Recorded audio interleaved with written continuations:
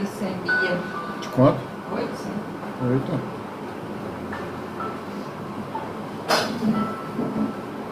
Olá pessoal, muito boa noite. Hoje é segunda-feira, são 8 horas 5 minutos. Vamos começar aqui o nosso culto agora. Falando sobre escatologia. Você é muito bem-vindo aqui para estar com a gente nessa noite maravilhosa. A gente falar um pouco aqui de escatologia. Hoje o assunto é arrebatamento da igreja, tá bom? Amém? Seja muito bem-vindo, você que está entrando agora aqui pelo Facebook, nós estamos ao vivo, e também aqui pelo nosso Instagram. Já pega uma caneta, né? Um marcador, Bíblia e um caderno de anotação, para a gente estudar aqui junto hoje a Santa Palavra de Deus. Está tudo bem com vocês?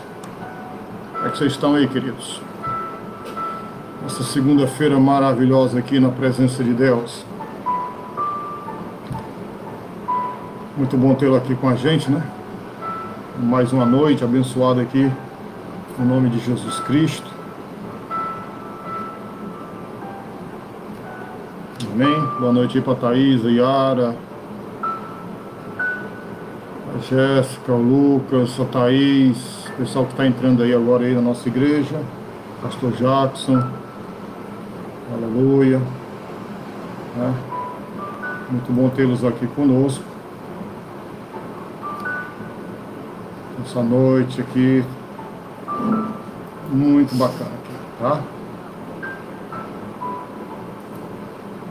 Amém? Tá tudo bem? Tudo bem, queridos aí? Aleluia. Hoje vamos falar a teoria do arrebatamento pós-tribulacionista, tá? Aleluia. Como nós falamos sexta-feira passada, existem 4 teorias, né, que falam do arrebatamento. E sexta-feira nós falamos da teoria do arrebatamento parcial, tá, queridos? Hoje vamos falar a teoria do arrebatamento pós-tribulacionista. Amém? E aí, tá tudo em paz? Deixa eu ajeitar aqui minha câmera um pouquinho para cá, para ficar tudo tranquilo, tá bom? Começar aqui do Facebook, tá tudo bem com vocês aí, gente? Tá? Amém? Oi? Como é que está o pessoal aqui no Facebook? Queridos, hoje saiu uma notícia no site Gospel Prime, que eu acho notícia bem estranha, né? Que a maioria dos pastores, eles têm dúvida, né? Eles divergem sobre o arrebatamento da igreja, né? Amém? E existem quatro teorias, né? A teoria do arrebatamento parcial, a teoria do arrebatamento pós-tribulacionista, a teoria do arrebatamento mesotribulacionista, a teoria do arrebatamento pré-tribulacionista. A gente vai aqui dar, né, dizer por que nós não acreditamos nessas teorias, né? Nós somos pré-tribulacionistas, fundamentando na palavra de Deus, né? Aqui não existe a história do eu acho, né, de achismo. A Bíblia não tem espaço para achismo, né? Você tem que saber fundamentar, certo? Amém? Esperando aqui as pessoas chegarem, né? Mais pessoas chegarem aqui conosco, para nós estarmos aqui juntos, a palavra do Senhor. Deixa eu ver quem já está aqui. Para quem ainda não deu meu boa noite, pastor Belardo, né? O que mais?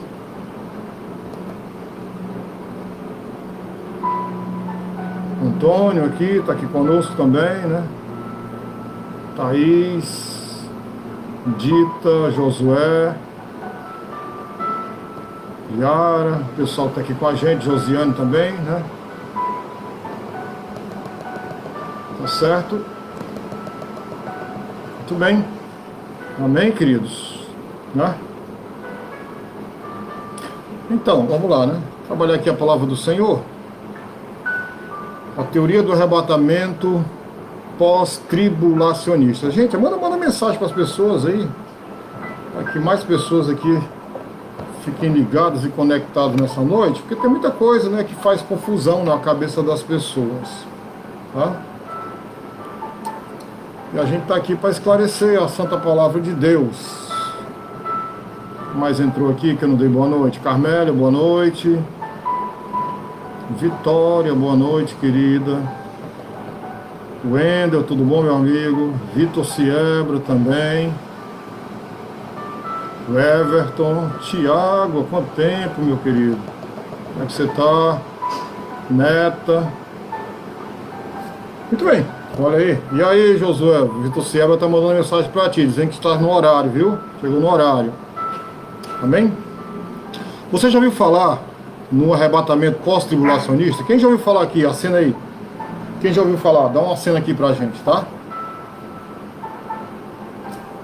Tudo bom? Sim, tudo bom, Tiago. Graças a Deus, né? Quem já ouviu falar? Dá uma cena aí no arrebatamento pós-tribulacionista. E quem não ouviu falar também, bota assim, nunca ouvi falar, pastor. Bota aí pra gente ter uma ideia de quantas pessoas estão ligadas aqui conosco e já ouviram falar. Carmélia disse que já ouviu falar. Josué, é bênção, viu? Igor, como é que tá, Igor? Tudo bem contigo? O Wendel, já ouviu falar. Pastor Belar também, Thaísa. Eu, deve ser a Leonor. Então, Vitor, em vez de estar kkk aí, eu queria que você me diga se você já ouviu falar sobre a teoria do arrebatamento pós-tribulacionista. Tá? A Yara nunca ouvi, vai ouvir hoje, Yara, e vamos aprender, em nome de Jesus, tá? Pastor Jackson já, Noel, acho que também, né? O Antônio José, não, é novidade, então vamos aqui aprender hoje. Já tem duas pessoas aqui no nosso meio que nunca ouviram falar. Josué já ouviu falar, tá bom? Estou melhorando, pastor, graças a Deus. É isso aí, cara, Deus é bom. Continua aí firme na fé, tá bom? Vai, Vitor, pra onde, Everton? Onde é que o Vitor vai? Vitor pode sair de casa não, tá em quarentena. Esse Mamuno da... quem tá nesse Mamo, né? Pra eu falar com a pessoa, quem é? Diz que não sei se é a Thaís, ou se é a Jéssica, ou se é o Lucas. Amém? O Everton respondeu o que é? Lucas e Jéssica, ok, os dois estão juntos aí, com uma só carne, né? Parabéns, tá? Amém? Mas que nome é esse mesmo aí? É Má o quê? Manumo? Da Intima? Que loucura é essa? Aleluia. Os dois, amém.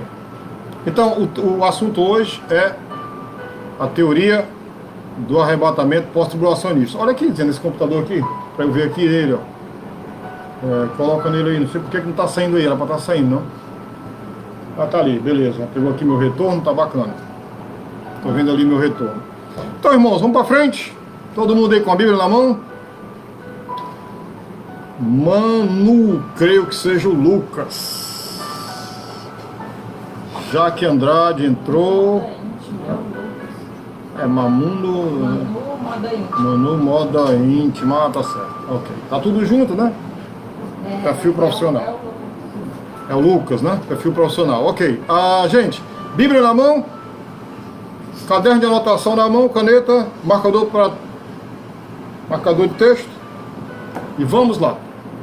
Amém? Vamos lá. Manu Moda Íntima. Isso. Ok. E aí, pessoal? Tá todo mundo na paz aí, querendo aprender muito a palavra do Senhor hoje? Deus é bom demais, não é não, gente? É ou não é? Posso ouvir aí um glória a Deus, irmãos. Isaac Sena entrou também aqui. Vamos lá. Bom, arrebatamento. Teoria do arrebatamento pós-tribulacionista. O nome já é bem sugestivo, já diz alguma coisa, né? Bom, o que é que fala? O que é que essa teoria fala? Qual é a base dela? Qual é o fundamento?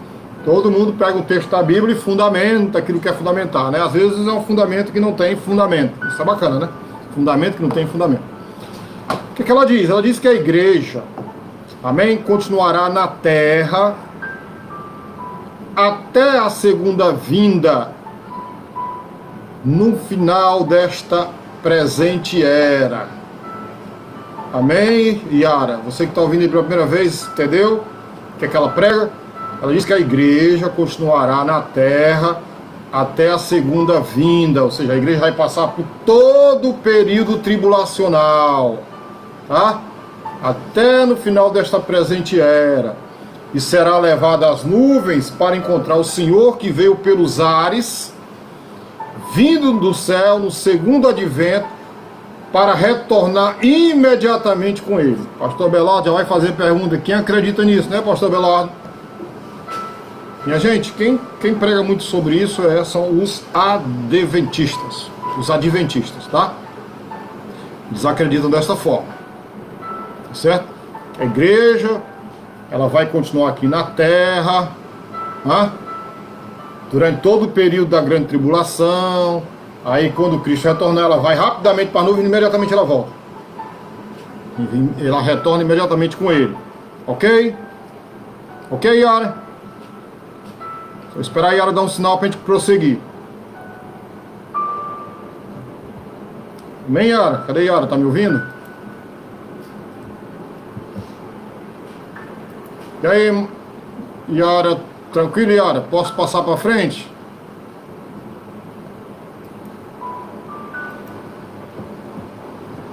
Vamos lá. Eles falam, Yara. Sim, ok, vamos lá. Ok, vamos lá, Yara, então. Eles falam, a igreja de Cristo não será retirada da terra até a segunda volta, ou seja, o segundo advento de Cristo. Tá? Estou repetindo. Bem no final desta presente era.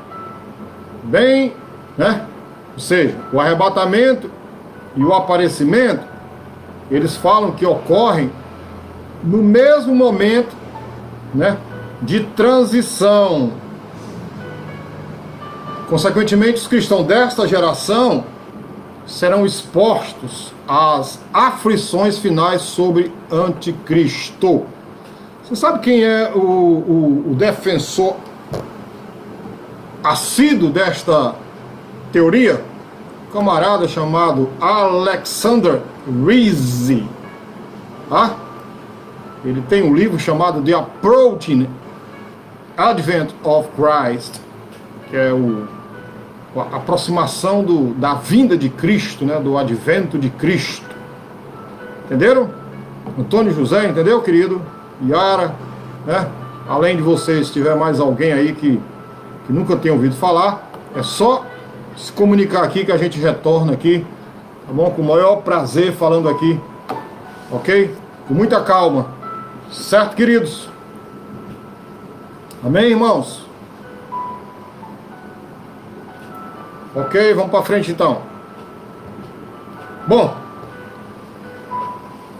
qual é a base? Em que eles se fundamentam? Em qual é a base e o que eles se fundamentam? Né? A base essencial do arrebatamento pós-tribulacionista, ok? Então aqui, a gente precisa entender, tá bom? Direitinho, para não fazer confusão. Aqui não é um canal de confusão, é um canal de esclarecimento, queridos. Então, vocês que estão vendo isso aqui, tá bom? Vocês, por favor, coloque o pé no acelerador quando for para correr e o pé no freio quando for para dar uma freada.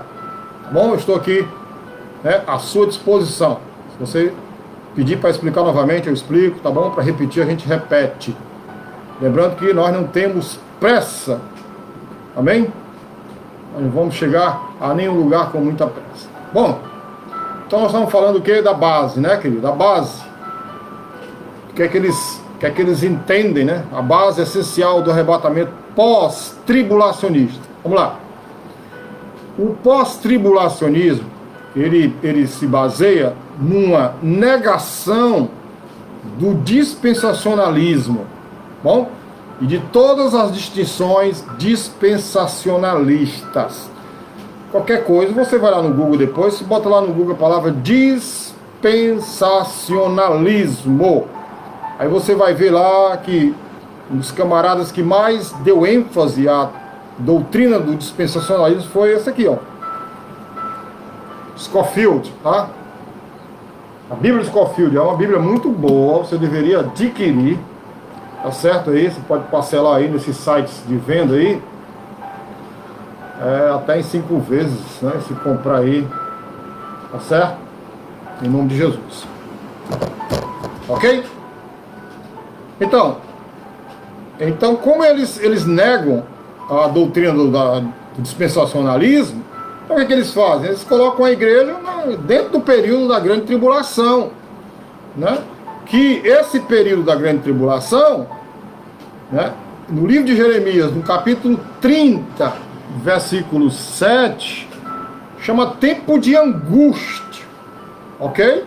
Então o período da grande tribulação é chamado pelo profeta, né? Jeremias, tempo de angústia para Jacó. Ok? Se você for pegar a Bíblia aí em Jeremias, no capítulo 30, e abrir a Bíblia aí, como eu estou abrindo aqui agora, a minha, no capítulo 30, versículo 7, diz assim: porque aquele dia é tão grande que não houve outro semelhante, e é o tempo de angústia para Jacó. Então a Bíblia fala que a grande tribulação, o profeta Jeremias, tempo de angústia. Para quem, gente? Para Jacó. Tá? Vou fazer aqui uma pergunta para vocês aqui, para vocês entenderem, sem ter pressa. Quem é Jacó na Bíblia, gente? Você sabe quem é Jacó? Quando a Bíblia fala de Jacó, quem é Jacó? Eu posso dizer que Jacó é a igreja? Vamos lá, Yara. Quero puxar bem muito da Yara hoje, tá? Para você aprender aqui direitinho. Wendel, beleza, Israel. Então, se o tempo de angústia é para Jacó, se é para Israel, onde é que entra a igreja? A igreja não entra na grande tribulação. Ok? A igreja não entra na grande tribulação. Então a posição pós-tribulacionista, ela simplesmente repousa na negação das distinções entre Israel e igreja. Eles fazem confusão na interpretação das escrituras. Certo? Ok? Eles não fazem distinção do plano de Deus para Israel e do plano de Deus para a igreja. Beleza, gente? Tudo bem até aqui, gente? Podemos passar para frente? Então vamos lá. Continuando aqui, né? Vamos lá, continuando. A posição pós-tribulacionista, ela precisa repousar na negação do ensino bíblico. Isso está furada, né? Essa teoria está furada, né? Com relação à natureza e ao propósito do período tribulacional. Você sabe me responder? Vocês sabem me responder qual é a natureza e o propósito do período tribulacional? Quem sabe aí? Dá um tempo aí para os irmãos aí responderem, tá? Qual é a natureza e o propósito da grande tribulação? Quem sabe responder? A natureza e o propósito da grande tribulação. Responda como vocês acham que deve responder, tá bom? Precisa ser um conhecimento, uma definição técnica, não. Tá bom? Coloque aí como vocês acham que deve colocar. Ok? Amém? Como é que estamos aqui o pessoal no Face? Aleluia. O pessoal no Facebook também pode se manifestar. Então assim, eles negam, né?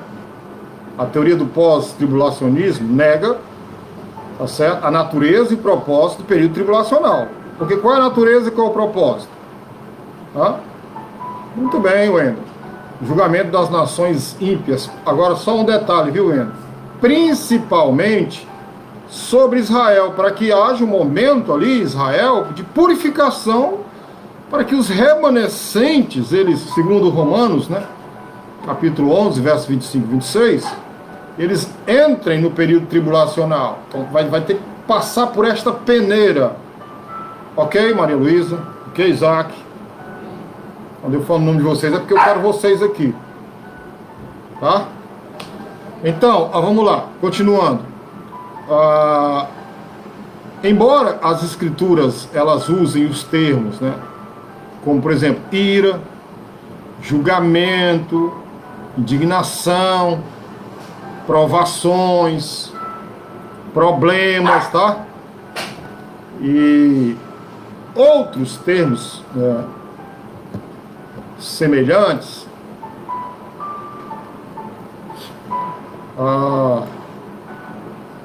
destruições, né?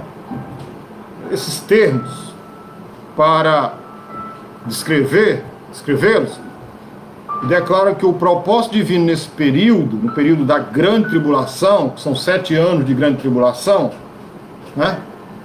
Então o propósito é derramar o julgamento, como o Wendel falou aí, né, meu amigo? Certo? O propósito é derramar o julgamento sobre o pecado, né? Então, os defensores dessa posição, da posição pós-tribulacionista, eles têm de negar esse ensinamento essencial da palavra de Deus. Então, eles se opõem à teoria da pós-tribulacionista, a essa verdade da palavra de Deus. Aí, queridos, é perigoso, né? Nós chamamos isso de quê, hein? De heresia, né? Ok? O pós-tribulacionista, ele precisa negar todas as distinções observadas nas escrituras entre o arrebatamento da igreja, e a segunda volta, o segundo advento de Cristo. O que ele faz? A confusão que eles fazem, ele faz os dois, o arrebatamento e o segundo advento, eles colocam juntos como um mesmo acontecimento. Ou seja, eles não diferenciam o que seja arrebatamento, né, e o que seja segunda vinda de Cristo. Ok? Estão entendendo? Certo? Amém. Espero que os irmãos estejam entendendo. Participem, né? Colocando assim uma mãozinha e tal, né? O importante aqui é a participação dos irmãos, tá? Outra coisa que eles negam, né, essa teoria, uma coisa que eles negam é a doutrina, né, da iminência. A gente sabe que o arrebatamento é iminente, ok? Certo? Então eles negam a doutrina da iminência. O que diz a doutrina da iminência? Diz que o Senhor Jesus pode voltar a qualquer momento. É só ler 1 Tessalonicenses, 2 Tessalonicenses, que Paulo ali, principalmente na segunda carta aos Tessalonicenses, que Paulo tenta corrigir um erro doutrinário, que eles achavam que Cristo já tinha voltado, que eles já estavam vivendo no período da grande tribulação, na presença do anticristo. E Paulo corrige, principalmente no capítulo 2 de 2 Tessalonicenses. Tá certo? O que eles falam? Eles falam, né, o pós-tribulacionista, né? A Noelma está perguntando, pastor, qual é o texto base? Não, mas eles têm vários textos, né? Eles têm vários textos. Eles não têm especificamente um texto base. Tá? Eles usam, por exemplo, Mateus 24. Eu vou dizer aqui alguns textos que eles usam, tá bom? Para as meninas anotarem aí, tá? Então fica atento aí que eu vou dizer alguns textos. Ok, querida?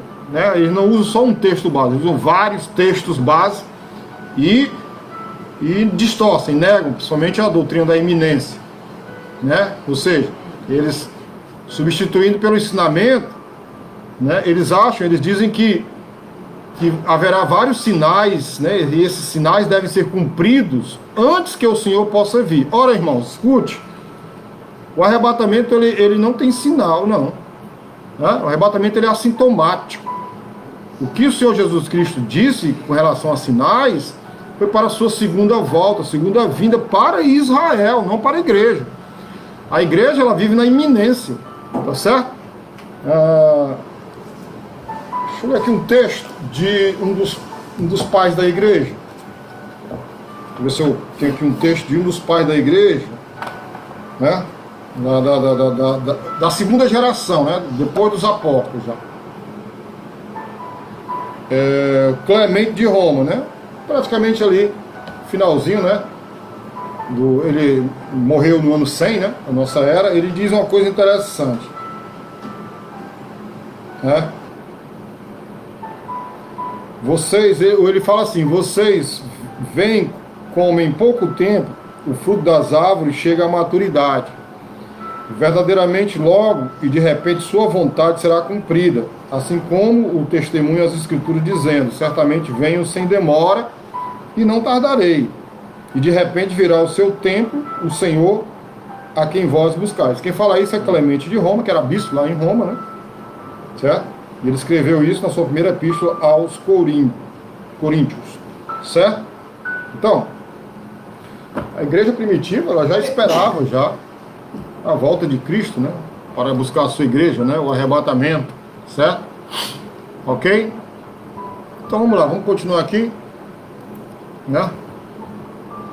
O pós-tribulacionista nega qualquer cumprimento futuro da profecia de Daniel 9, 24 a 27, alegando para ela um cumprimento histórico. A gente vai ler aqui, eu quero convidar você a abrir a palavra de Deus no livro de Daniel, no capítulo 9, versículo 24 ao versículo 27, tá bom? Vamos ler, todo mundo junto aí, vamos ler. Daniel, capítulo 9, versículo 24 a 27.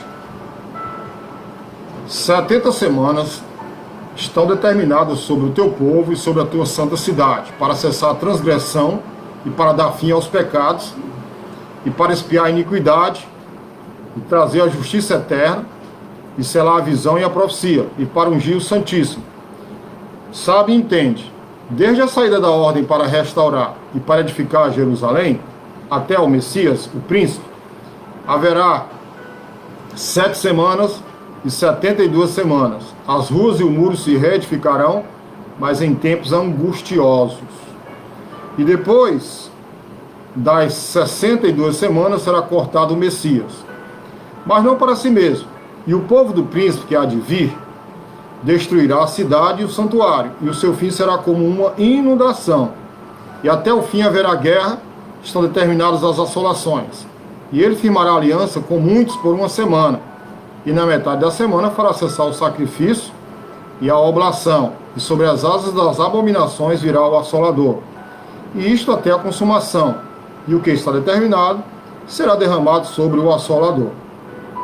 Então, irmãos, esse texto aqui de Daniel, né, do capítulo 9, versículo 24 e 27, o que eles falam desse texto, especificamente desse texto? Né?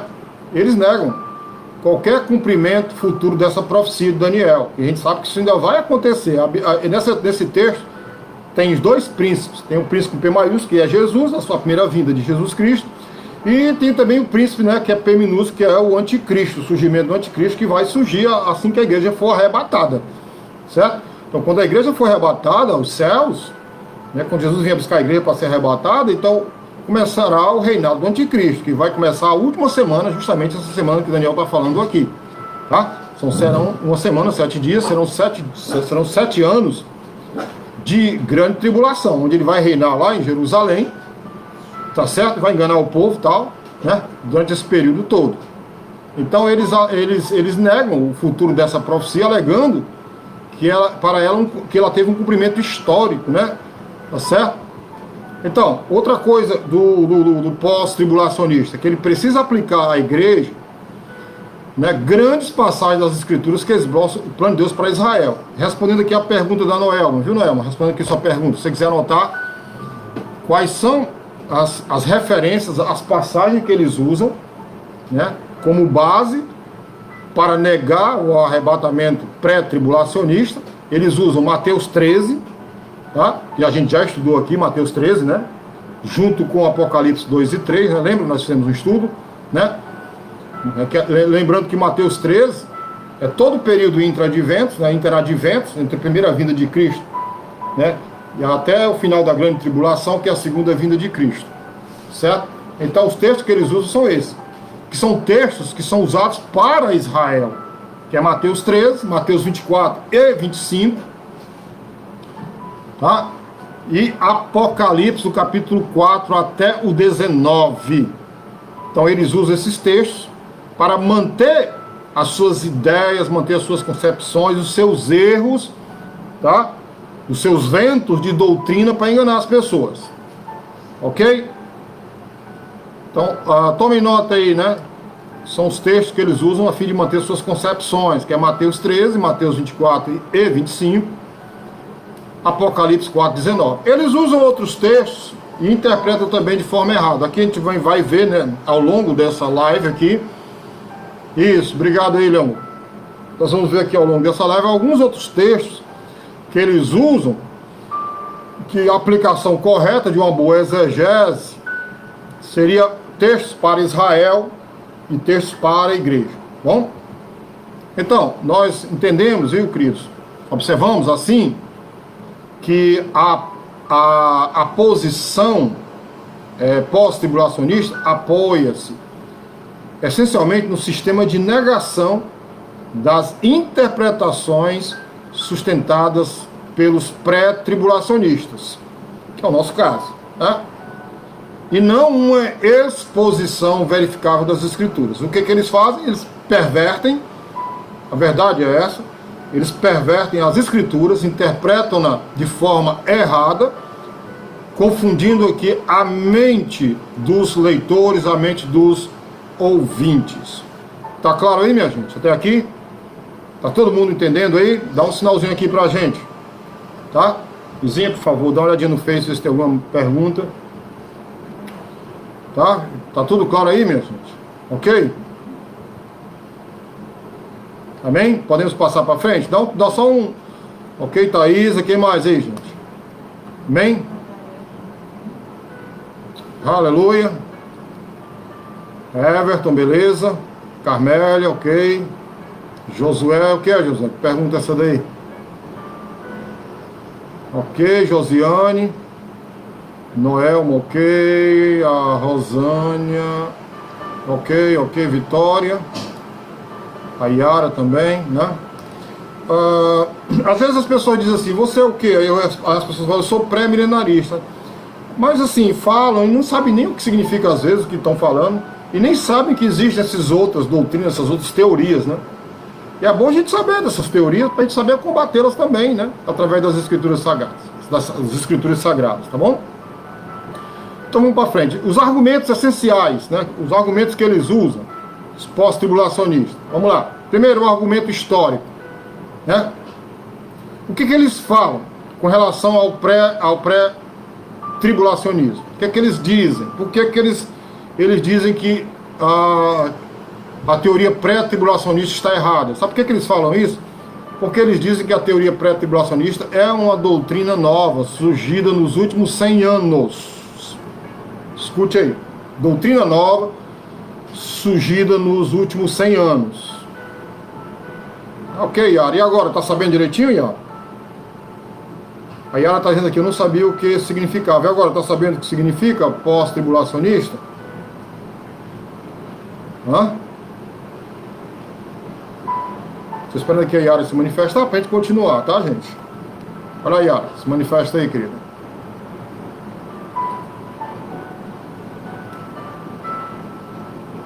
Então, enquanto a Yara está se manifestando, eu vou continuar aqui, tá? Então, queridos, eles têm alguns argumentos essenciais que eles usam. Ok, Yara, obrigado. Que o primeiro argumento é o argumento histórico. O que eles falam? Eles acham que o pré-tribulacionismo ele não tem consistência, não tem fundamentação, porque é uma doutrina nova, surgida nos últimos 100 anos. Irmãos, quando a gente retornar à escola dominical, eu não vou falar aqui porque é longo, tá? Mas quando nós retornarmos à escola dominical, me cobrem, tá? Me cobrem aí, pessoal, os obreiros, me cobrem. Pra gente fazer assim, nós estamos falando de eclesiologia, né, na escola dominical, ainda lembram? Então, algo muito importante na história da igreja, a gente saber o que cada século, né, o que cada século anunciavam, falavam, né? O que eles se baseavam, o que eles acreditavam, tá certo? Tem o primeiro século, a igreja, a era apostólica, tem o segundo século, que são os pais da igreja, né? A gente vai ver, tá? Me cobrem isso, por favor, me cobrem, tá? A gente vai ver em cada século, né? No primeiro século, segundo, terceiro, até hoje, o século XXI, os ataques que a igreja sofreu, os ataques sofridos pela igreja, né? Ataques internos e externos, especialmente ataques doutrinários, tá certo? Ataques doutrinários que a igreja, e quem foram os defensores, aqueles que defenderam, né, a igreja, porque a igreja sofreu muitos ataques doutrinários, tá? Então, quando eles vêm com esse argumento, o pós-tribulacionista, com esse argumento dizendo que a teoria pré-tribulacionista é algo novo, eles esquecem toda uma história. Eles esquecem que por exemplo, a doutrina da Trindade, Pai, Filho e Espírito Santo, é uma coisa do século III, né? É uma coisa do século III, e por aí vai, né? Eles esquecem, né, o que é os ataques diários, né? Eles esquecem o que é sinergismo, monergismo, tudo isso surgiu ao longo da história da igreja, que nós vamos trabalhar direitinho na escola dominical. Aqui não dá tempo, né? Vai dar tempo de falar sobre isso. Ok? Então, qual é a resposta? Eu já comecei a falar, né? A resposta que nós poderíamos dar para eles, né? Quando eles dizem que a teoria pré-tribulacionista é algo muito novo. Ora, tal argumento é um argumento de silêncio, tá bom? Por exemplo, a doutrina da justificação pela fé, você sabe quando foi que ela surgiu? Alguém sabe quando foi que surgiu a doutrina da justificação pela fé? Quem sabe aí? Dá só um chute aí, gente.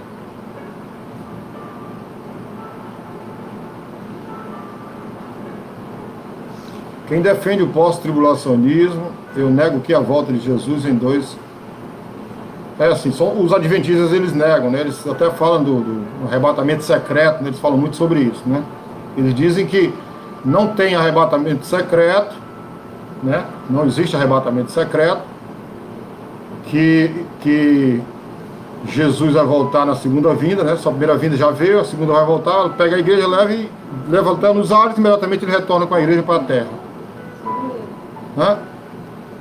Então, no século VI, não, Yara, mais depois, tem mais depois, a doutrina da justificação. Pra você ter uma ideia, né? A doutrina da Trindade teve muita conversa e tal, no momento do século III, século IV, tá? Agora, a pergunta foi a doutrina da justificação pela fé. Foi o carro-chefe, né? Martinho Lutero, né? Então, pra você ter uma ideia, quando foi que se deu, qual foi o século da reforma? Século XV, não é isso? Não, século XVI. Foi 1517, século XVI.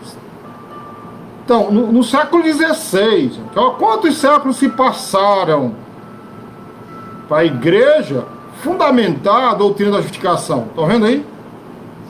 Estão... Quem? Milton Santiago. Um abraço para o Milton, que está aqui nos assistindo através do Facebook. Deus te abençoe, querido, tá? Amém? Milton, aproveita, manda a Edilene, né? Vê aí a nossa live aí, tá certo? Século XVI, estão vendo aí, Yara? Quanto tempo, ó, passou o século I, II, até o século XV, né, para no século XVI a igreja, né, ela desenvolveu a doutrina da justificação, né, que foi no período da reforma, foi a reforma protestante. Ela surgiu aí, na reforma protestante surgiu a doutrina da justificação, né? Então vocês estão vendo aí, né? Então a incapacidade de discernir o ensinamento das escrituras não anula o ensinamento. Vocês estão entendendo? Amém? Entenderam o que eu falei agora? A incapacidade de discernir o ensinamento das escrituras, né, não anula o ensinamento em si. Ok? Hã? Amém, irmãos? Podemos passar para frente? Tá? Vamos lá. Só ajeitar aqui o meu notebook. Pronto. Então, a igreja primitiva, ela vivia à luz da crença do iminente retorno de Cristo, como já falei no início do programa. É só ler a carta 2 Tessalonicenses. Paulo tenta corrigir esse erro deles, achando que Cristo já tinha retornado, arrebatado a igreja, e que eles estavam vivendo já no período da grande tribulação, no governo do anticristo. Mas não, a igreja primitiva ela já vivia à luz da iminência do retorno de Cristo. A expectativa que eles tinham era de que Cristo poderia retornar a qualquer momento. E é essa expectativa que nós também temos que ter. De que Cristo pode voltar a qualquer momento. Então o pré-tribulacionismo, aquilo que a gente crê, acredita, é a única posição coerente com a doutrina da iminência. Né? Não tem a teoria, né, do arrebatamento parcial está fora, pós-tribulacionista também está fora, e a mesa que está fora mesmo. Né? Porque todas essas três, elas negam a iminência do retorno de Cristo. A única que crê na iminência é a teoria do arrebatamento pré-tribulacionista, que nós acreditamos. Então, se um argumento de silêncio for seguido, o peso da evidência favorece a visão pré-tribulacionista. Tá? Ok?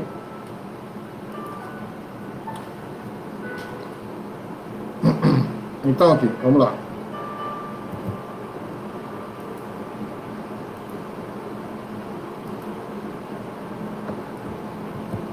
Então, o que nós temos que observar?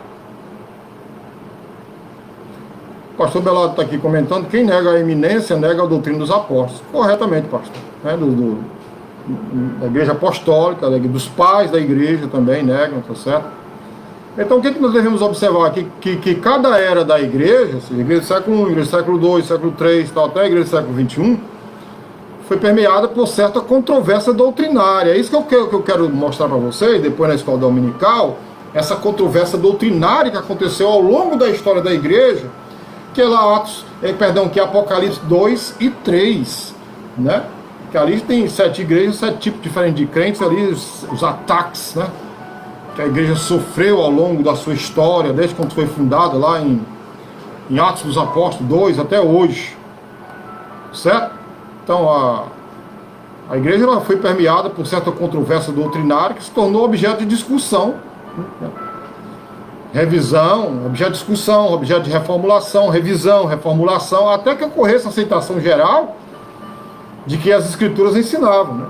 A gente tem até livros, né? Por exemplo, o livro de Hebreus, o livro de Judas, o livro de Apocalipse, que foram livros que não foram imediatamente aceitos, né?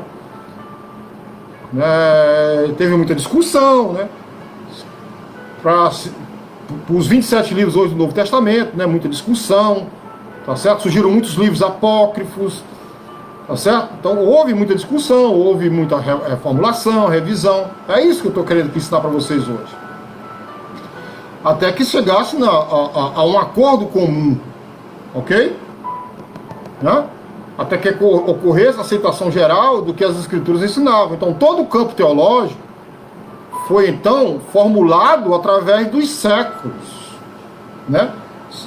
Nós vamos ver que desde quando a igreja surgiu até hoje, surgiram muitas, né, doutrinas, né? Muita gente defendendo muita coisa, né? Tá certo? Né? Amém? Então nós vamos estudar isso a miúde mesmo na escola dominical, tá certo?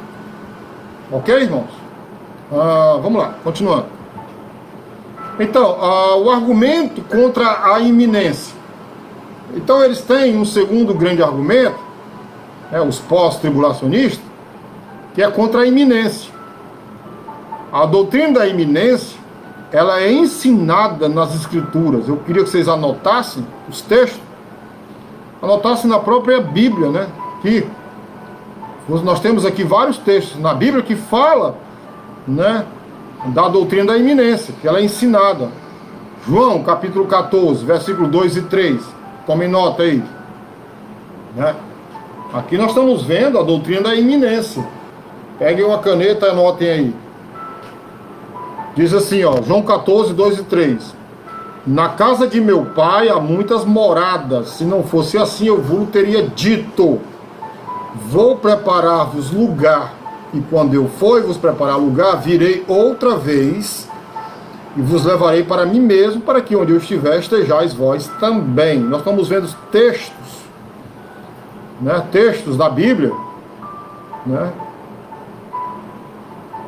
Amém? Estamos vendo texto aqui da Bíblia, a doutrina da iminência, né? Ensinada aqui nas Escrituras. 1 Coríntios 1,7. De maneira nenhuma que nenhum dom vos falte, esperando a manifestação do nosso Senhor Jesus Cristo. Filipenses 3, 20 e 21. Tá? Filipenses capítulo 3, versículo 20 e 21.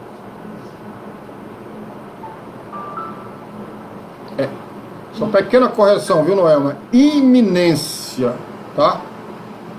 Doutrina da iminência. I, com I mesmo, tá? Só uma pequena correção aí, tá, querida? Filipenses 3, 20 e 21. Mas a nossa cidade está nos céus, de onde também esperamos o Salvador, o Senhor Jesus Cristo, que transformará o nosso corpo abatido para ser conforme o seu corpo glorioso, segundo o seu eficaz poder, de sujeitar também a si todas as coisas. Beleza, Noelma, isso mesmo. Por que o nome iminência? Porque pode ser a qualquer hora, a qualquer momento, pode ser até agora. Ah, se fosse agora, né, irmãos? Então nós estaríamos no céu. Amém? Pastor, e o resto? O resto é ficar na grande tribulação aí, né? Se perseverar, será salvo, né? Isso é bem mais difícil, né? 1 Tessalonicenses capítulo 1, 9 e 10. 1 Tessalonicenses 1, 9, 10. Né? Qual é a passagem de Filipenses, capítulo 3, verso 20 e 21? 1 Tessalonicenses 1, 9 e 10. Porque eles mesmos anunciam de nós qual a entrada que tivemos para convosco, e como dos ídolos vos convertestes a Deus, para servir o Deus vivo e verdadeiro, e esperado dos céus, o seu Filho, a quem ressuscitou dentre os mortos, a saber, Jesus, que nos livra da ira futura. Essa ira futura aí é a grande tribulação, tá? Amém? Então, é importante que a gente entenda qual é a natureza e o propósito dessa ira futura, tá? Eu já falei no início da live qual era a natureza, né, e o propósito da grande tribulação, tá certo? O Wendel já respondeu corretamente, amém? Não sei se o outro irmão respondeu, né, que já passou aqui, já faz algum tempo. O outro texto é 1 Tessalonicenses capítulo 4, 16 e 17. Porque o mesmo Senhor descerá do céu com alarido, e com voz de arcanjo, com a trombeta de Deus. Os que morrerem em Cristo ressuscitarão primeiro. Depois nós, os que ficarmos vivos, seremos arrebatados juntamente com eles nas nuvens, a encontrar o Senhor nos ares, e assim estaremos sempre com o Senhor. Outro texto é 1 Tessalonicenses capítulo 5, 5 a 9. Porque todos vós sois filhos da luz e filhos do dia. Nós não somos da noite nem das trevas. Não durmamos, pois, como os demais, mas vigiemos e sejamos sóbrios. Porque os que dormem, dormem de noite. E os que se embebedam, embebedam-se de noite. Mas nós, que somos do dia, sejamos sóbrios, vestindo-nos da couraça da fé e do amor, e tendo por capacete a esperança da salvação. Porque Deus não nos destinou para a ira. Está vendo aqui, gente? Deus não nos destinou para a ira, mas para a aquisição da salvação por nosso Senhor Jesus Cristo. Juízo para Israel e as nações ímpias que negaram o Filho de Deus. Correto, pastor Belardo? Tito 2,13. Aguardando a bem-aventurada esperança e o aparecimento da glória do grande Deus e nosso Senhor Jesus Cristo. Tiago 5, 8 e 9. Sede vós também pacientes, fortalecei-vos os vossos corações, porque já a vinda do Senhor está próxima. Irmão, não vos queixeis uns contra os outros, para que não sejais condenados. Eis que o juiz está à porta. Apocalipse 3:10, essa Apocalipse 3:10 aqui é a que eu gosto mais, né? Que é a carta lá a Filadélfia, a igreja de Filadélfia. Como guardaste a palavra da minha paciência, também eu te guardarei da hora da tentação que há de vir sobre todo mundo, para tentar os que habitam na terra. Então veja só, como diz a Bíblia, eu te guardarei da hora da tentação que há de vir sobre todo o mundo. Amém? E por último, Apocalipse 22:17-21. Tá? O último livro lá, Novo Testamento. Apocalipse 22:17-21. E o Espírito e a esposa dizem, vem. E quem ouve, diga, vem. E quem tem sede, venha. E quem quiser, tome de graça da água da vida. Porque eu testifico a todo aquele que ouvir as palavras da profecia deste livro, que se alguém lhes acrescentar alguma coisa, Deus fará aviso sobre eles as pragas que estão escritas neste livro. E se alguém tirar quaisquer palavras do livro desta profecia, Deus tirará a sua parte do livro da vida, e da cidade santa e das coisas que estão escritas neste livro. Aquele que testifica estas coisas diz, certamente cedo venho. Amém? Ora vem, Senhor Jesus. A graça de nosso Senhor Jesus Cristo seja com todos vós. Amém. Então nós vimos aí muitas referências com relação à iminência, né? Ao arrebatamento da igreja. Espero que vocês tenham tomado nota para depois vocês estudarem com mais calma, né? Bom, então essas citações, elas evidenciam que a exortação à vigilância, dirigida à igreja, tornou-se a esperança da igreja primitiva. E que eles viviam à luz, a igreja primitiva, à luz do retorno iminente de Cristo. Meu irmão, quem que fala de arrebatamento hoje, tá? Quem é que fala? Vocês viram lá? Não sei se eu coloquei no grupo da igreja ou foi no grupo de obreiros, né? Com relação a aquela imagem lá da Gospel Prime. Me ajudem aí.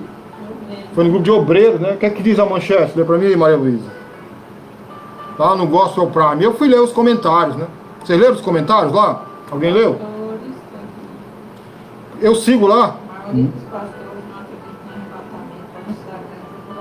A maioria dos pastores não acredita no arrebatamento antes da grande tribulação. Tá vendo aí? Aí eu fui ler lá, eu li lá e tal. Eu até botei minha posição, né? Até convidei os irmãos lá que seguem o Gospel Prime para ouvirem e assistirem essa live. Não sei nem se tem alguém assistindo, ouvindo aí. Tá certo? Então, queridos, né? Vocês estão vendo aí, né? Como é que estamos de Bíblia, né? Como é que estamos de interpretação, né? De Bíblia, de palavra de Deus, né? Então, assim, qual é o trabalho de Satanás? É enganar, né? Mentir. Então, quando ele tira da igreja, ele subtrai da igreja essa verdade, o que é que eles fazem com os cristãos? Eles entram em dormência. Não. Quando Jesus for voltar, eu vou ver os sinais, eu me corrijo. Eu tenho uma vida mais séria com Deus, tá? Eu oro mais, leio mais a palavra. É isso que Satanás quer. Subtrair, né, essa verdade. Tá entendendo? Porque a igreja primitiva, ela já vivia a luz do retorno iminente de Cristo. Ela já vivia na esperança do arrebatamento ser qualquer hora. Então a nossa esperança maior, irmãos, é a volta de Cristo, o arrebatamento da igreja. Amém? Né? Então, como a Thaisa está falando aqui, mas se a igreja continuar nessa moleza, né? Então, infelizmente, vão ficar na grande tribulação. Né? Então, irmãos, o testemunho das Escrituras e a evidência da igreja primitiva não pode ser negados. Amém? É só você ler com cuidado, com calma, a segunda carta de Paulo a Tessalonicenses. Já falei aqui, vou repetir. Tá certo? Eu vou repetir aqui mais uma vez. Paulo corrige o erro doutrinário deles. Eles achavam que estavam vivendo já né, no período da grande tribulação, certo? Amém? Queridos, né? Então, o terceiro grande argumento dos pós-tribulacionistas, dessa teoria que nós estamos trabalhando hoje à noite, baseia-se na promessa de tribulação dada à igreja. Olha que loucura, né? Eles acham, né, que não, a igreja vai passar pela grande tribulação sim, porque Jesus falou disso. Olha o que acontece quando a gente pega um texto fora do contexto. Tá certo? Ainda não. Não me deu aqui sinal ainda não. Ó, vamos aqui ver umas passagens aqui da Bíblia. Vamos lá, Lucas capítulo 23, por favor. Abra aí Lucas 23, né? Pega a Bíblia aí para a gente abrir, Lucas capítulo 23, versículo 27 e 31. Vamos ler, vamos ver o que é que diz a Bíblia, tá? Lucas 23, versículo 27 e 31. Diz assim. Podemos ler? E seguiu grande multidão de povo e de mulheres, as quais batiam nos peitos e o lamentavam. Jesus, porém, voltando-se para elas, diz: filhas de Jerusalém, não choreis por mim, chorai antes por vós mesmas e por vossos filhos. Porque eis que hão de vir dias em que dirão: bem-aventuradas as estéreis e os ventres que não geraram, e os peitos que não amamentaram. Então começarão a dizer aos montes: caí sobre nós, e aos outeiros cobri-nos. Porque se ao madeiro verde fazem isto, que se fará o seco? Então, vocês estão vendo aqui essa passagem? Essa passagem tem alguma coisa relacionada à igreja, meus irmãos? Pense, dou já a resposta, tá? Mateus 24. Abra aí Mateus 24. Sabe que Mateus é um texto escatológico. Mateus 24. A gente tem que ler a Bíblia pedindo a Deus revelação do Espírito. Tá? Pesquisando, estudando. Né? Amém? É isso que nós estamos fazendo aqui, estudando juntos a palavra de Deus. Tá? Então, Mateus 24, 9 e 11. Então vos hão de entregar para seres atormentados e matar-vos-ão, e sereis odiados de todas as nações por causa do meu nome. Nesse tempo, muitos serão escandalizados e trair-se-ão uns aos outros, e uns aos outros se odiarão.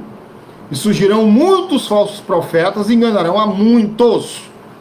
Então, esse texto aí, o que vocês acham de Mateus 24? Outro texto, Marcos 13. Vou já explicar esses textos, tá bom? Outro texto, Marcos 13, 9 a 13. Leia aí com calma. Marcos capítulo 13, verso 9 a 13. Mas olhai por vós mesmos, porque vos entregarão aos concílios e às sinagogas, e sereis açoitados, e sereis apresentados perante presidentes e reis, por amor de mim, para lhes servir de testemunho. Mas importa que o evangelho seja primeiramente pregado em todas as nações. Quando, pois, vos conduzirem e vos entregarem, não estejais solícitos de antemão pelo que haver de dizer, nem premediteis mais o que vos for, nem premediteis, mas o que vos for dado naquela hora, isso falai, porque não sois vós o que falais, mas o Espírito Santo. E o irmão entregará à morte o irmão, e o pai ao filho, e levantar-se-ão os filhos contra os pais, e os farão morrer. E sereis odiados por todos, por amor do meu nome. Mas quem perseverar até o fim, esse será salvo. Então, essas passagens de Lucas, Mateus e Marcos, que nós lemos aqui agora, elas são dirigidas a quem? A igreja ou a Israel? O que é que vocês acham? O problema todo é esse. Nós não fazemos diferenciação entre igreja e Israel. Né? A gente tem que diferenciar o que é igreja e o que é Israel. Porque senão a gente vai fazer muita confusão, irmãos. Tá? Thaisa respondeu, Carmélia respondeu corretamente. Israel. Né? Israel. Certo? 30 segundos aqui para encerrar o Instagram e logo depois a gente vai reconectar novamente, que hoje aqui tá bacana, tá bom? Tô gostando da participação dos irmãos, tá? Então, são dirigidas a Israel e eles prometem o quê? Tribulação. São usados para provar que a igreja, né? Eles usam para passar pelo período da tribulação. Eles dizem que essas passagens são para a igreja. Encerrando aqui o Instagram, voltamos imediatamente.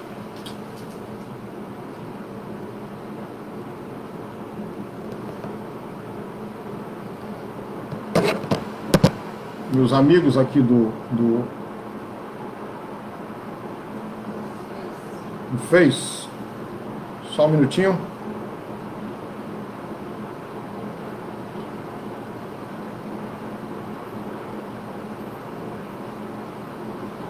Estou aqui salvando o vídeo para a gente voltar aqui já já.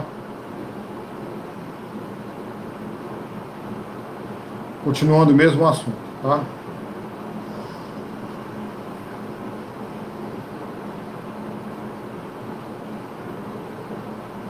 Maravilha, maravilha, maravilha.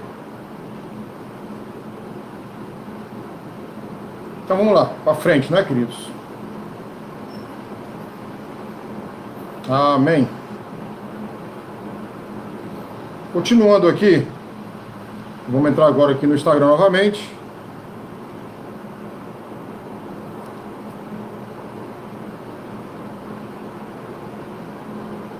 Pronto, entramos aqui no Instagram novamente, irmãos.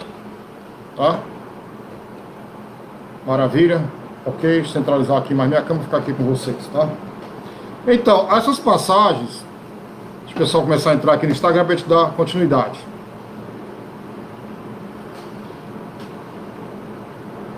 Então, essas passagens que nós lemos, elas, né, são dirigidas a Israel, né? E, como vocês viram, tribulação, promete tribulação a Israel. Então, o que é que a teoria pós-tribulacionista diz? Que elas são usadas para provar que a igreja passará pelo período da tribulação. Totalmente errado, né? Interpretação totalmente equivocada, né? Aí tem aqui outros textos também, por exemplo, João 15, 18, 19. Ele diz assim: se o mundo vos odeia, sabei que primeiro do que a vós me odiou a mim. Se vós fosseis do mundo, o mundo amaria o que era seu, mas porque não sois do mundo, antes eu vos escolhi do mundo, por isso é que o mundo vos odeia. Eu li João 15, 18, 19. Aqui outras passagens. João 16, 1, 2 e 3. Agora vocês estão vendo aqui, tá? Esses trechos aqui, ó. João 15, 18, 19, né? João 16, 1 e 2, ó. Tenho-vos dito essas coisas para que vos não escandalizeis. Expulsar-vos-ão das sinagogas, em mesma hora em que qualquer que vos matar cuidará fazer um serviço a Deus. Aí 33, tenho-vos dito isto para que em mim tenhais paz. No mundo tereis aflições, mas tem de bom ânimo, eu venci o mundo. Então essas passagens aqui, elas estão falando de tribulação, mas não da grande tribulação. Amém? Quem é que não tem problema nesta vida, irmão? Me diga. Atira a primeira pedra. Quem não passa por um problema de dificuldade financeira, um problema de dificuldade relacional, no casamento, né? Quem não passa? Isso é normal. Tá? Isso é normal. Né? Isso é normal. Ok? Então, Jesus Cristo falou que no mundo nós teríamos aflições, mas o quê? Que a gente tivesse bom ânimo. Então, essas duas passagens que eu li, elas são dirigidas à igreja, né? Amém? Dirigidas à igreja. Quais foram as passagens? João 15, 18, 19 e João 16, 1, 2 e 33. Pastor, por que certas pessoas distorcem o que está na Bíblia? Ô Marcos, essa sua pergunta é muito boa, tá certo? Por que as pessoas distorcem o que está na Bíblia? Marcos, é o seguinte, interpretação alegórica, literária, isso, ok? interpretação. Ou eu interpreto a Bíblia alegoricamente, ou eu interpreto a Bíblia literalmente. Por isso, tá bom? E por trás disso, tem o capeta, o diabo, né? Que o trabalho dele justamente é esse mesmo, né? É tirar, né, a revelação da palavra de Deus, certo? Nós aqui, eu já expliquei isso aqui, a gente interpreta a Bíblia literalmente. Por quê? Se você estuda todas as escrituras de Gênesis a Apocalipse, você vai ver Cristo, os profetas, Cristo, os apóstolos, entendeu? Você vai ver o povo interpretando a Bíblia literalmente. Deixa eu ver o comentário aqui da Yara. Quem lê a Bíblia sem a condução do Espírito Santo de Deus será levado por todo o vento de doutrina e será um mero papagaio e não um bom entendedor da palavra de Deus. Sim, também, Yara. E para reforçar o que você está falando, é muito importante a gente discernir o que é uma pregação alegórica, o que é uma pregação literária. Amém? Então nós temos que discernir isso aí e buscar na história da igreja quem pregava dessas formas. É isso que eu trabalho muito com vocês na nossa igreja. A gente busca, né, o conhecimento através da própria história da igreja. Tá certo? Ok? Então, essas duas passagens que nós lemos aqui em João, elas são dirigidas à igreja, né? Também são usados, né? O seu argumento é que, à luz de tais promessas específicas, é impossível dizer que a igreja será arrebatada antes do período tribulacional, porque a igreja vai passar pela grande tribulação, segundo eles. Então, o argumento da teoria pós-tribulacionista é fundamentado pela citação de perseguições presentes no livro de Atos. Leia o livro de Atos, você vai ver o que os apóstolos sofreram. Primeiro mártir lá, Estevão, né? Foi morto lá aos pés do apóstolo Paulo, né?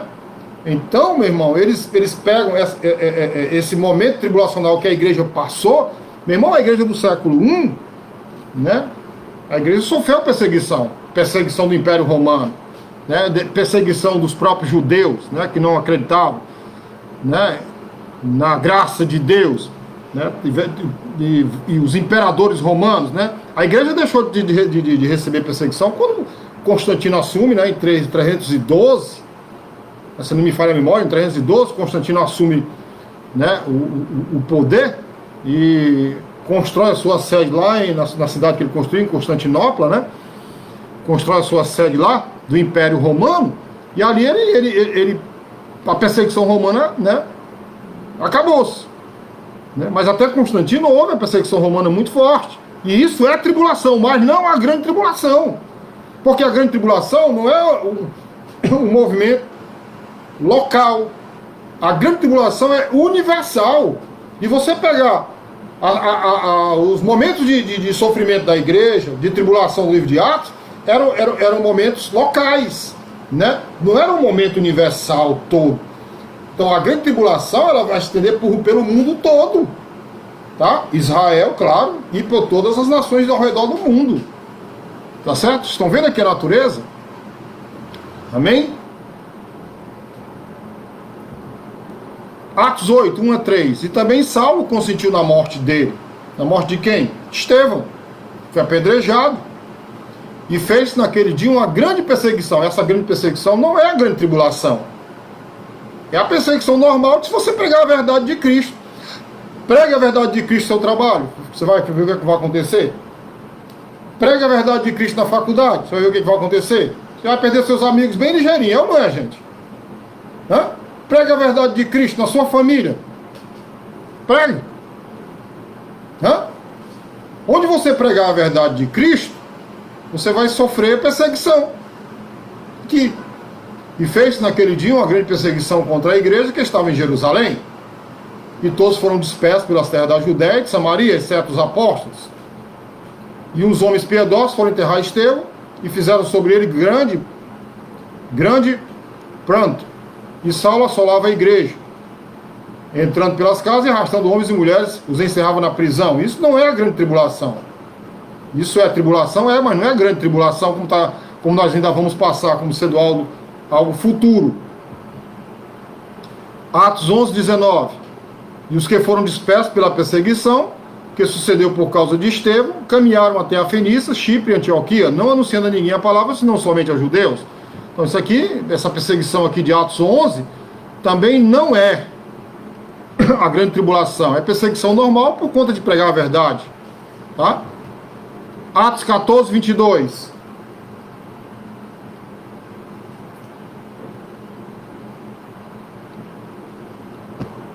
Confirmando os ânimos dos discípulos, exortando-os a permanecer na fé, pois porque por muitas tribulações nos importa entrar no reino de Deus.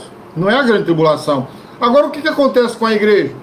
A igreja ficou amiga do mundo. Aí o mundo vai perseguir a igreja? Claro que não. Né? A igreja ficou amiga do mundo. Né? A igreja ficou muito amiga do mundo. A igreja imita o mundo nos costumes, né? Nas roupas, na voz. Né? Por que a igreja gosta de imitar uma coisa que está condenada, hein? Respondam-me. Romanos 12, 12. Alegrai-vos na esperança, sede pacientes na tribulação, perseverai na oração. Então, o que a teoria, né, pós-tribulacionista fala? Ela pega essas passagens tudinho e ela diz que foi um cumprimento parcial daqueles alertas. Né? Né? Então, amém? Vamos continuar aqui.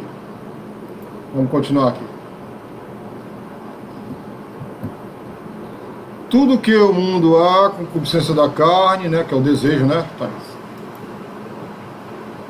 Então vamos lá, continuar aqui o que nós estávamos falando.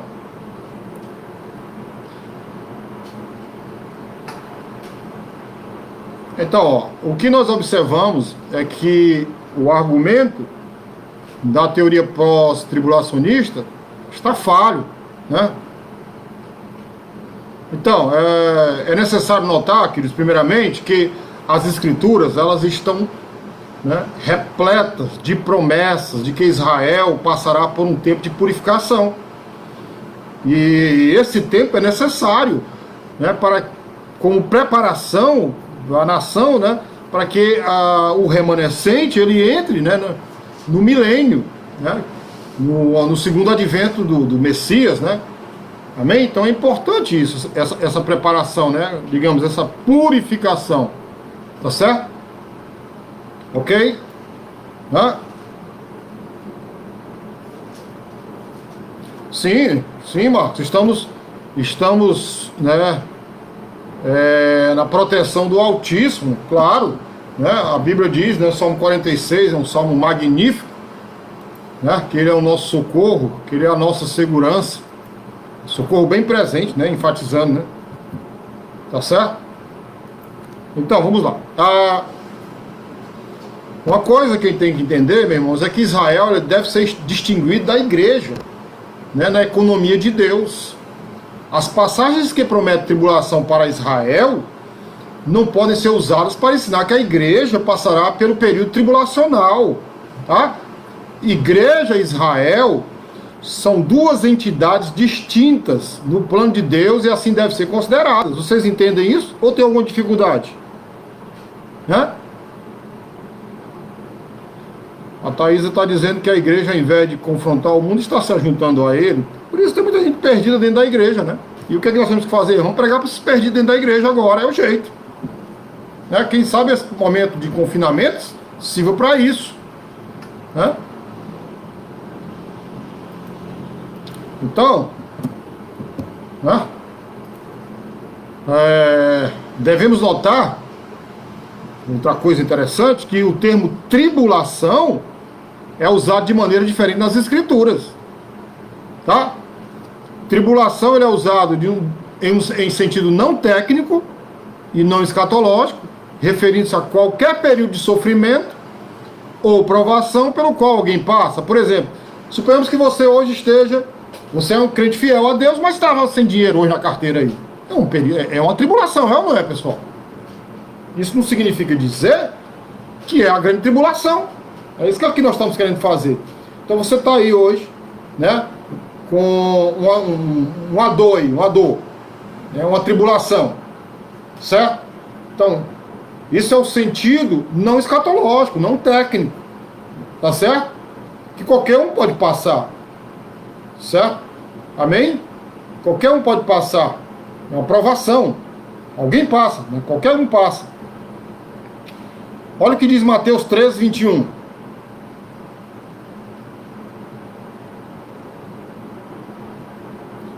Mateus 13, 21, que é o capítulo das parábolas, diz assim: mas não tem raiz em si mesmo, mas é de pouca duração, e chegada a angústia e a perseguição por causa da palavra, logo se ofende. Então, a palavra de Deus é algo automático. A palavra de Deus, quando você ministra, quando você fala, você evangeliza, quando você evangeliza a palavra de Deus pela sua conduta, pela sua maneira de viver, ela ofende as pessoas. Né?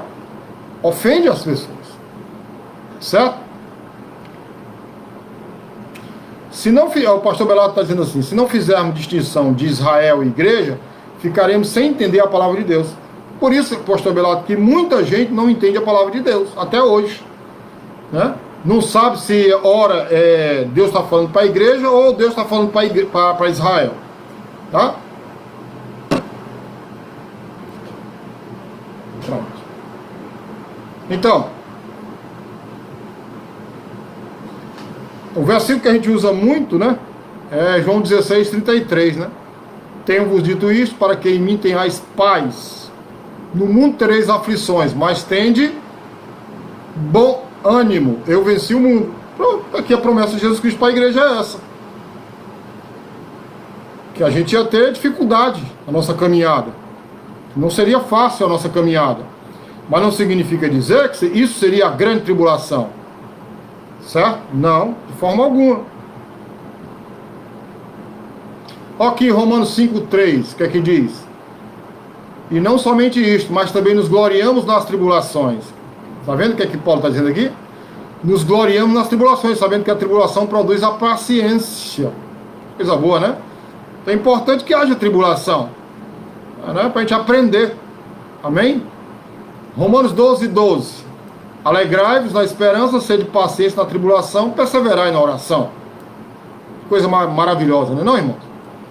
Alegrar na esperança, ser paciente na tribulação e perseverar na oração.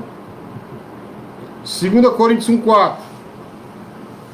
Que nos consola em toda a nossa tribulação, para que também possamos consolar os que estiverem em alguma tribulação com a consolação que nós mesmos somos consolados por Deus.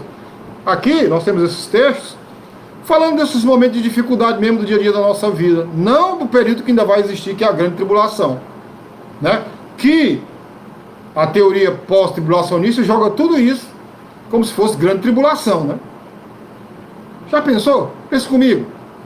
Se eles colocam isso como grande tribulação, então desde quando a igreja nasceu, Atos 2 até hoje, a igreja está vivendo o período da grande tribulação. É ou não é? Como está furada essa teoria deles? Está bem furadinha? Totalmente? Hã?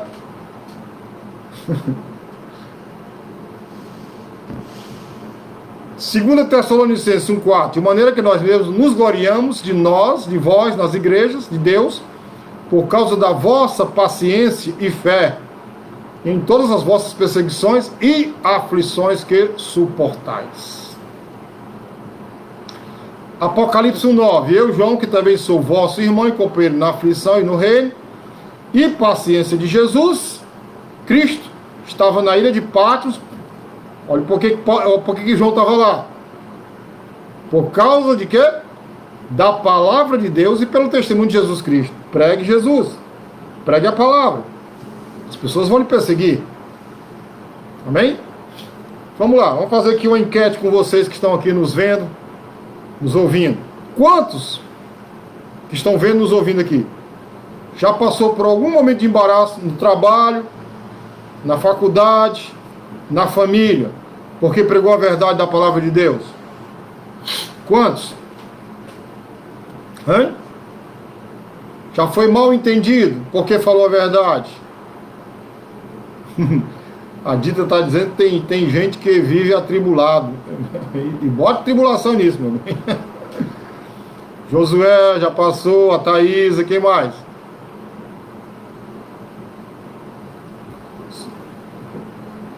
Pastor Belar lá no trabalho, né, pastor? A Rosânia, a Josiane, a Carmélia. Então, se nós acreditarmos na a vitória, se nós acreditarmos na teoria do arrebatamento pós-tribulacionista, então todos vocês aqui comigo, nós estamos aonde? Passando pela grande tribulação, né, irmão? Vamos esquecer Daniel aí, Mateus 24, né?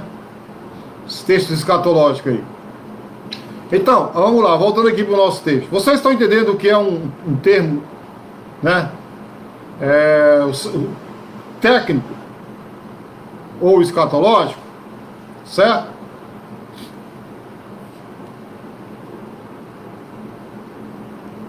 Bem, todos esses textos que nós lemos de tribulação da igreja são termos não técnicos ou não escatológicos, tá bom? Agora vamos para os termos técnicos e escatológicos,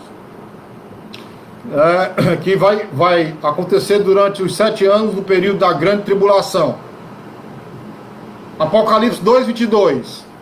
Eis que a porei numa cama, e sobre os que adulteram com ela virá grande tribulação, se não se arrependerem das suas obras. Está vendo aí?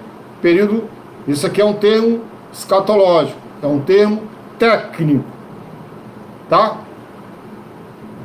Mateus 24:29. E logo depois da aflição daqueles dias, o sol escurecerá e a lua não dará sua luz, e as estrelas cairão do céu e as potências do céu serão abaladas. Texto escatológico, portanto, termo técnico, grande tribulação.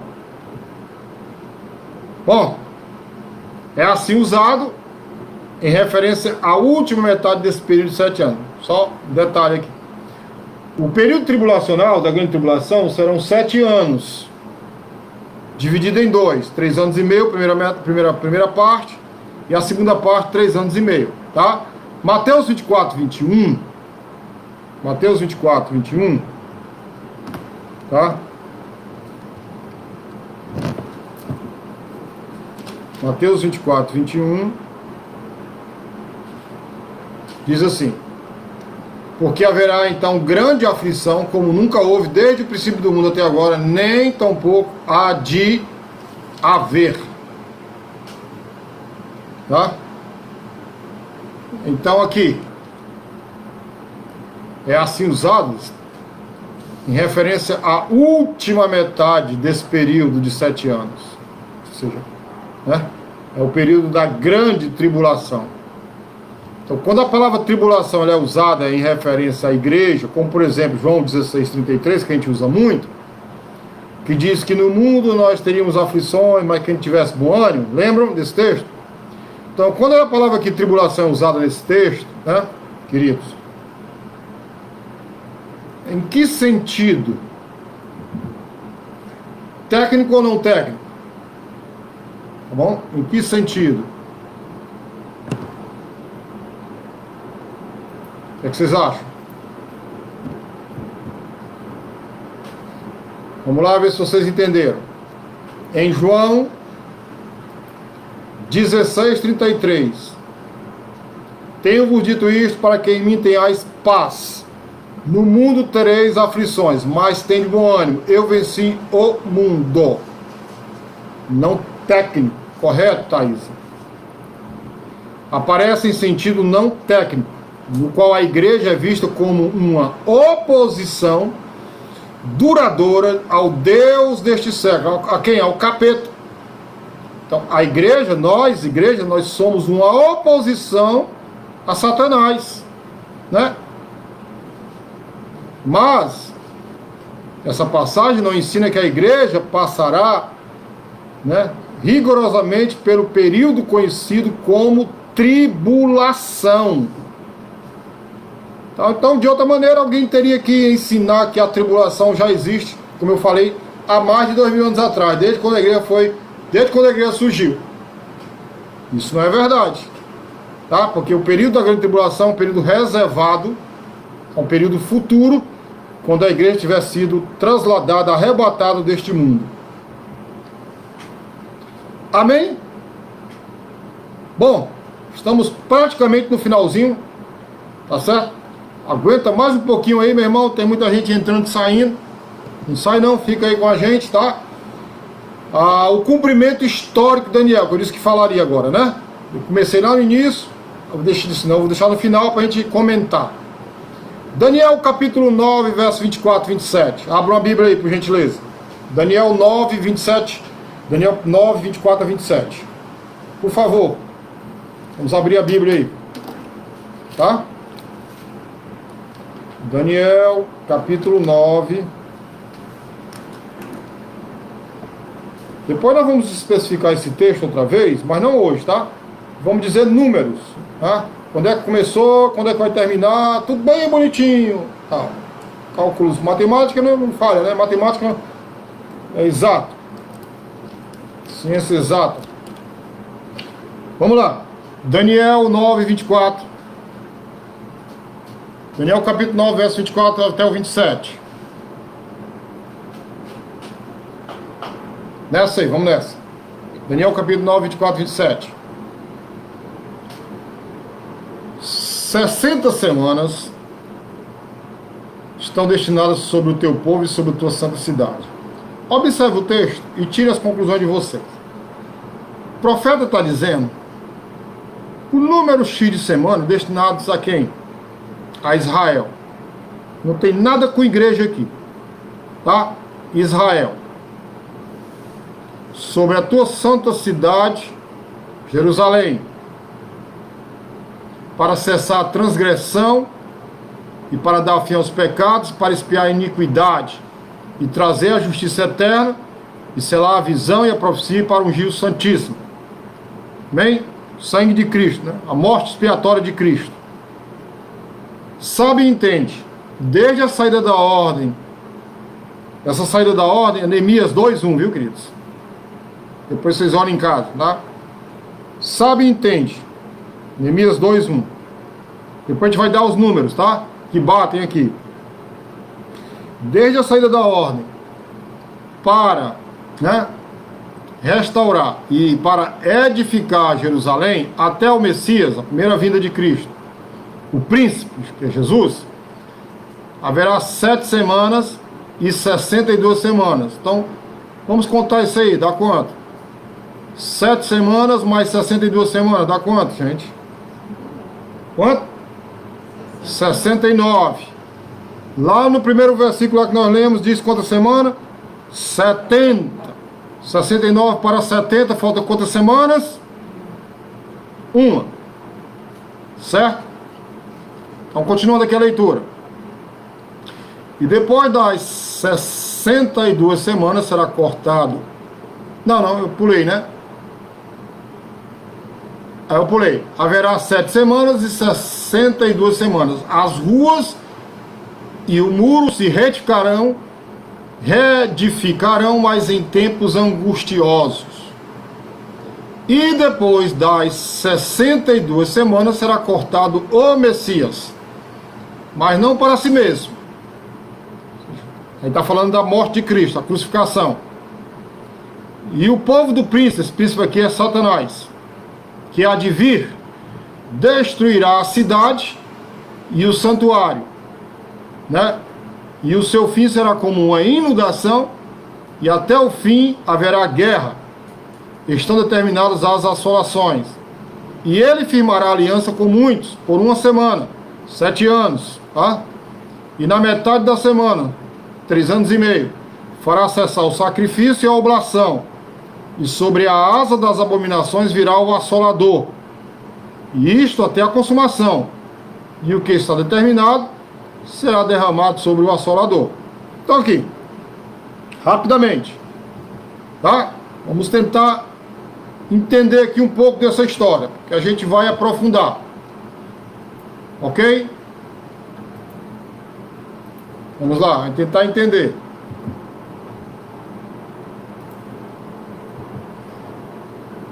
Os pós-tribulacionistas, eles sustentam que a profecia de Daniel 9, 24, 27, que nós acabamos de ler, foi cumprida na sua totalidade. Que absurdo, né?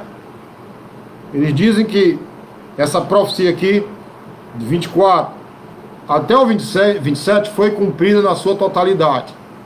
Por quê? Eles defendem a ideia de que não há intervalo entre a 69ª e a 70ª semana da profecia. Eles acham que não há intervalo. Eles acham. Não a Bíblia. Fique claro isso. Ok? Então, calma que a gente vai explicar isso aí. Sei que tem gente que está ouvindo isso aí pela primeira vez, né? Tem gente que está ouvindo pela primeira vez. Então, vamos com calma. Vamos não se perder aqui. Qual é a resposta a essa interpretação que eles dão? Como é que seria a resposta então? Hein?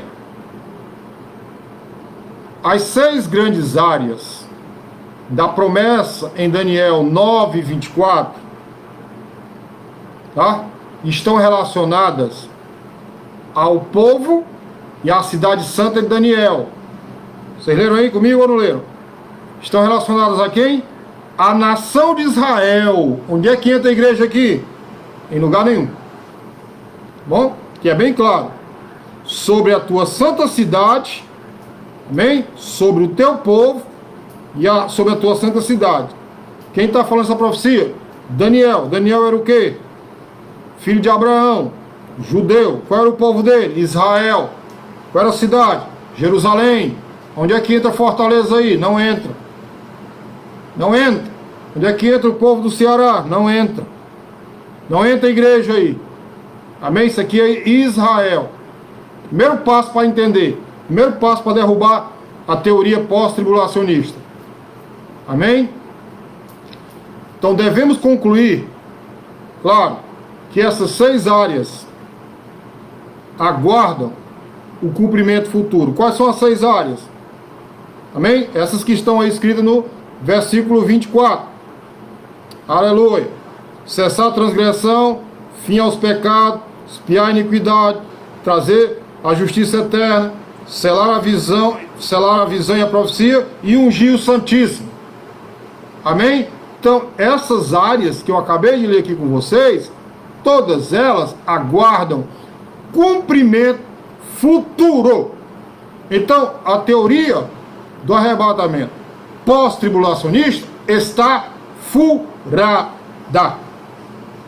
Vento de doutrina. Amém? Amém? Calma que ainda tem mais. Ainda mais.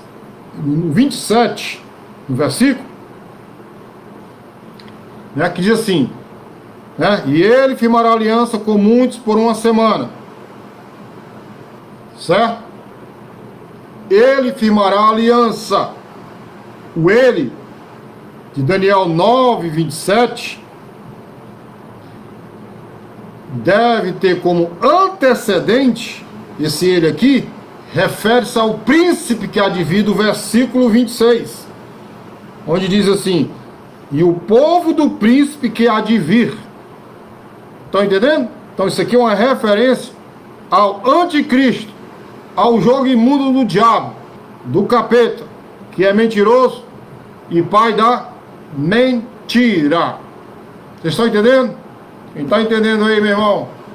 Maravilha, né? Coisa boa. Entender a palavra de Deus. Não com vento de doutrina. Amém? Entender como ela é hermenêutica. Certo? Então, pelo fato, escute, de estar relacionado ao povo que destruiu a cidade e o santuário, né? Isso aconteceu no ano 70, com a invasão do Império Romano, né? Comandada pelo general Tito, no ano 70, destruiu a cidade e o santuário, os romanos.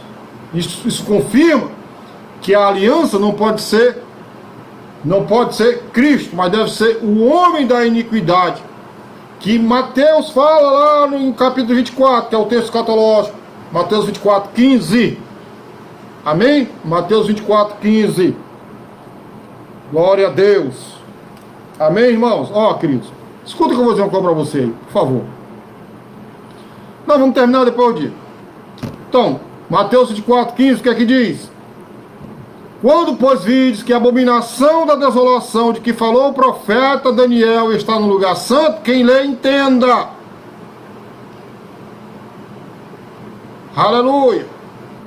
Paulo fala em 2 Tessalonicenses também. E João, Apocalipse 13, também fala. Tá? Fará aliança falsa com Israel. Então, irmãos, depois que Cristo morreu, né, Israel continuou fazendo sacrifícios depois da morte de Cristo, até o ano 70, até a invasão, a destruição do templo, dos muros, da cidade, né? Então, o fato de continuar a existir sacrifícios depois da morte de Cristo, até o ano 70 da nossa era, apontaria para o fato de que não foi Cristo que causou o término desses sacrifícios.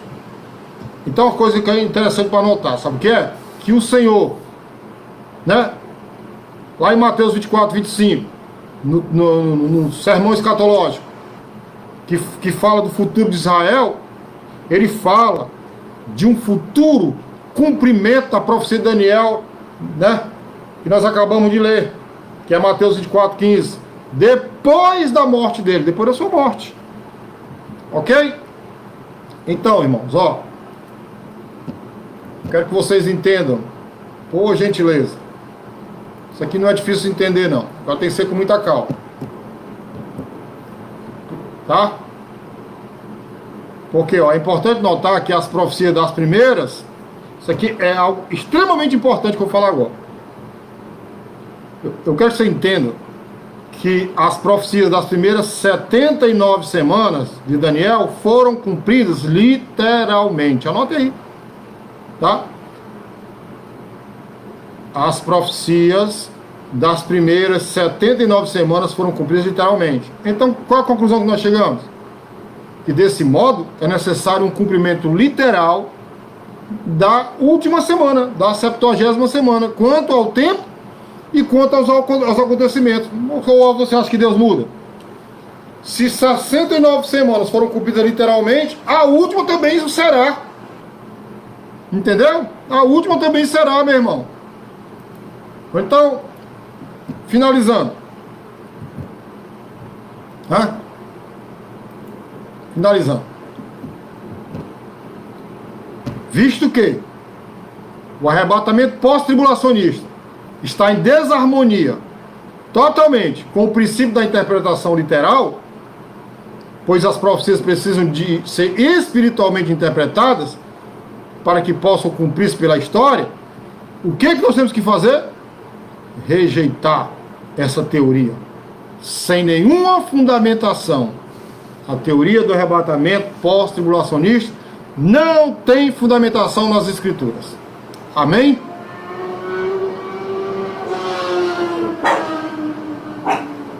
A destruição, Josué está falando assim, a destruição do templo em 70 pode ser considerado um prelúdio do que ocorrerá na grande tribulação? Sim. Tá? O cumprimento, começa aí o cumprimento da profecia de Daniel. Ela não termina aí. Ela começa. É só mesmo, né, uma espécie de amostra grátis. Então, é triste porque os irmãos entram e saem e não conseguem, né, ficar para entender direitinho as coisas, né? Os irmãos estão acostumados só com a aguinha com açúcar, né? Quando a gente fala da profundidade das Escrituras, que requer, né, um período de tempo maior para entender a palavra, os irmãos abandonam. Amém? Irmãos, na próxima sexta-feira vamos falar da teoria do arrebatamento mesotribulacionista. A gente vai estar repetindo, certo?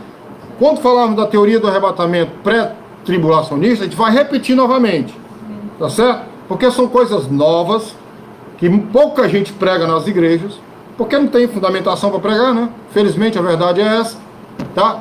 E o povo também não tem paciência em aprender. Amém? Mas nós vamos estar sempre repetindo, até que os irmãos aprendam corretamente. Amém? Então vamos lá. Bênção, queridos. Bênção. Bênção. Amém?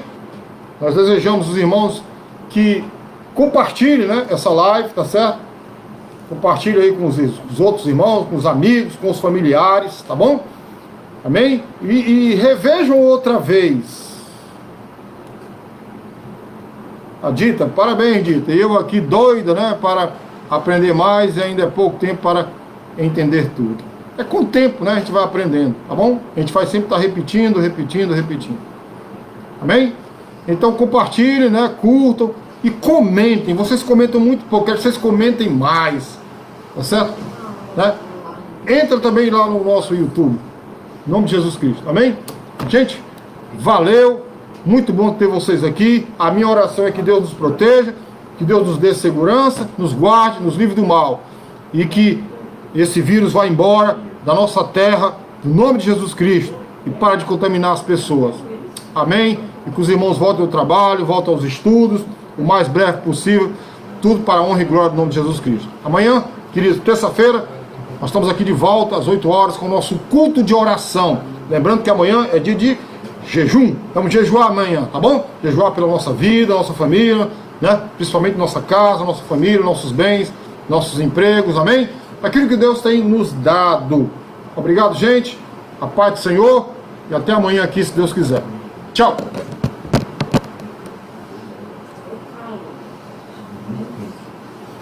E a gente aqui no